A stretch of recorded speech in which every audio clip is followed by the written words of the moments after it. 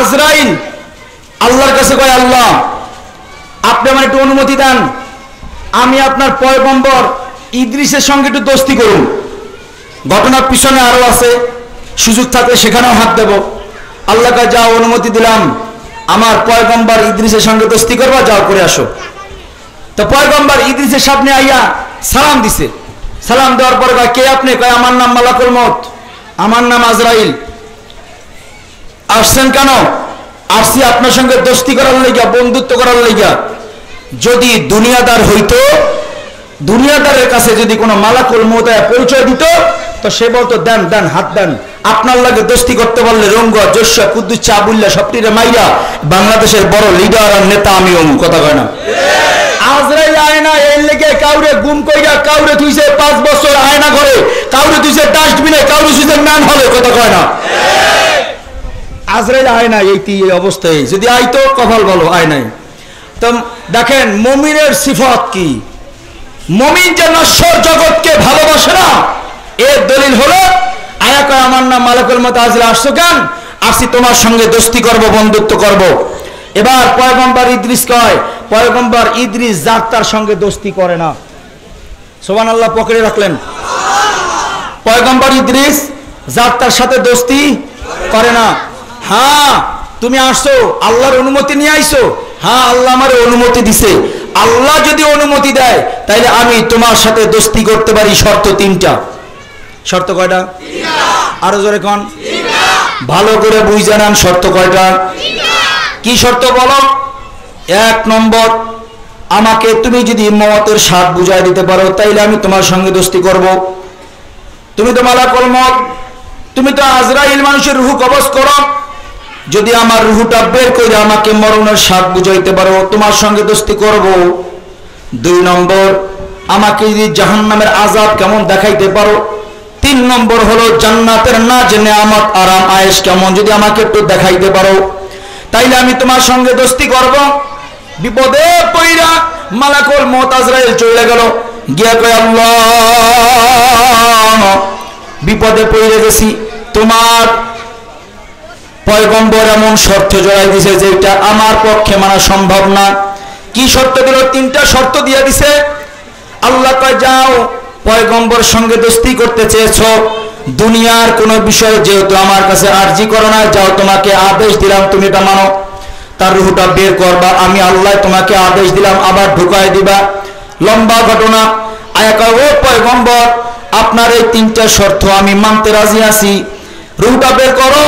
ডাক দেখো, আল্লাহ পয়গম্বরের রূহকে বের করবো। হ্যাঁ, বের করো। এবার রূহ দইরা বের করছে। আল্লাহ কি করুন? এবার ঢুকায় দাও। দ্বিতীয়বার, এবার আমাকে জাহান্নামের আযাব দেখাও। আল্লাহ কয়, দূর থেকে আমার পয়গম্বরকে জাহান্নামের আযাব দেখায় দাও। 3 নম্বরে, আমার জান্নাতের নাজ নেয়ামত কেমন আমার একটু দেখাও। যখন জান্নাত দূর থেকে দেখাইছে, জান্নাত দেখার পর পয়গম্বর আর সহ্য করতে পারে নাই, জোরে একটা দৌড় দিয়া জান্নাতের গেটের মধ্যে দাঁড়াই কয়, টাটা, আর যাব না। এবার উলামায়ে কেরাম দলিল টানেন, কয়, ওই যে জান্নাতে যাইতে চায়, গেলে আর কেউ আসতে চায় না। পয়গম্বর জান্নাত দেখে আর সহ্য করতে পারে নাই, কয়, আর যাব না। আল্লাহ কয়, ইদ্রিস এখনো জান্নাতে ঢোকার সময় হয় নাই, যাও, আমি আল্লাহ সময় মতো তোমাকে ডাইকা নিয়ে আসবো। সুবহানাল্লাহ। তো যেখানে সবাই যাইতে চায়, গেলে আর আসতে চায় না, গেলে আর আসতে। এবার আল্লাহ জিজ্ঞাসিল, ও পয়গম্বর ইদ্রিস, তোমার যে শখের মৃত্যু হয়েছিল, এই তোমার শখের মৃত্যুতে কি পরিমাণ আযাব হয়েছিল? পয়গম্বর ইদ্রিস আলাইহিস সালাতু ওয়াস সালাম চোখের পানি ছাইরা আল্লাহর কাছে বলছিল, আল্লাহ আমার শখের মৃত্যুতে কি পরিমাণ আযাব হয়েছে এইটা আমি কাউরে বুঝাইতে পারবো না, তবে আমি এতটুকু বুঝাইতে পারি, একটা জীবিত বকরিকে পিছনের পা দুইটা গাছের সঙ্গে লটকাইয়া ওই জীবিত বকরিটার চামড়াটা যদি এক টান দিয়া মাছ বরাবর না হয়, আর একটা টান দিয়ে যদি পুরো চামড়াটারে খুলিয়ে ফেলানো হয়, ওই বকরিটার যেই পরিমাণ আযাব না হবে তার চেয়ে আমার শখের মৃত্যুতে আযাব বেশি হয়েছিল। ও আমার ভাইরা, আমার বাবারা, ও পর্দার আড়ালের মা বোনেরা, মরণ হবে কি হবে না? আরো জোরে কোন, মরব কবে? মরব কবে, কোন আশায় ঘুরতেছি, কেন আমল করতেছি না, মন চাই জিন্দেগি কেন রব চাই বানাইতে পারি না। আল্লাহ পাক রব্বুল আলামিন আপনাকে আমাকে দুনিয়াতে পাঠাইছেন তো তার ইবাদতের জন্য। কিসের জন্য? ইবাদত কাকে বলে? আল্লাহর হুকুম নবীর তরিকা অনুযায়ী চলার নাম ইবাদত। আমি আপনাকে বুঝাই, মাগরিবে আমরা ফরজ নামাজ পড়ছি কয় রাকাত?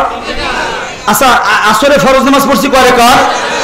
এখন আসরে ফরজ নামাজ পড়লাম 4 রাকাত, মাগরিবে পড়লাম 3 রাকাত।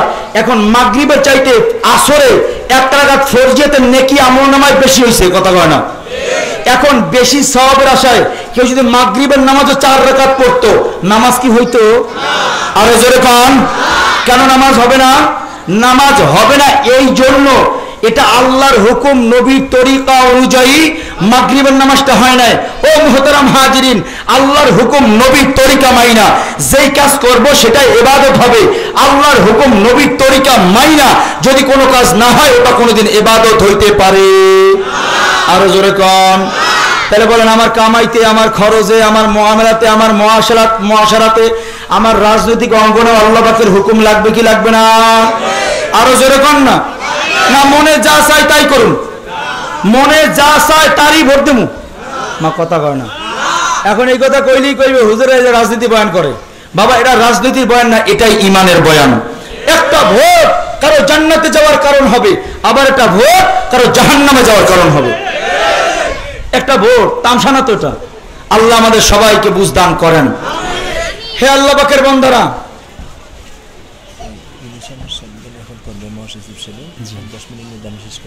শুকরিয়া, ঠিক আছে, আলহামদুলিল্লাহ। আলহামদুলিল্লাহ কোন না।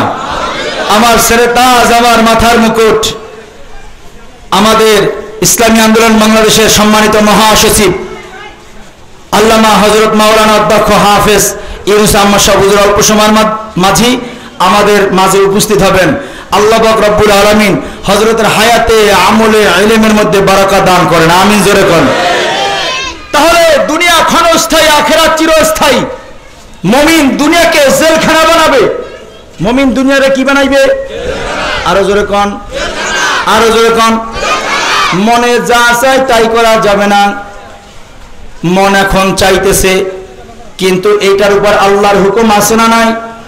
যদি আল্লাহর হুকুম থাকে আমি কাজ করব, আল্লাহর হুকুম না থাকলে আমি মইরা গেলেও কাজ করব না।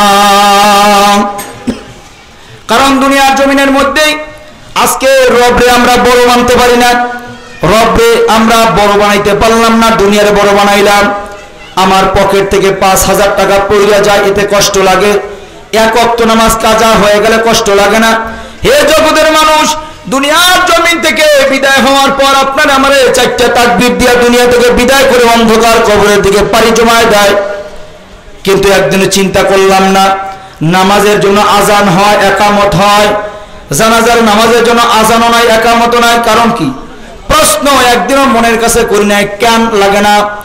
হে আল্লাহর বান্দারা, নামাজের জন্য যখন আজান হয় মানুষ পাগলের মতো মসজিদের দিকে দৌড়ায়, যখন একামত হয়ে যায় তখন মানুষ ইমাম সাহেবের দিকে তাকায় থাকে, কখন বলবে আল্লাহু আকবার।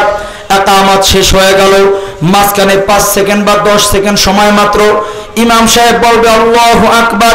এই মাঝখানে সময়টুকুন মাত্র বাকি, কারণ আজান আগে হয়ে গেছে, একামতের অপেক্ষা, একামত চলতেছে, মানুষ নামাজের অপেক্ষা করে।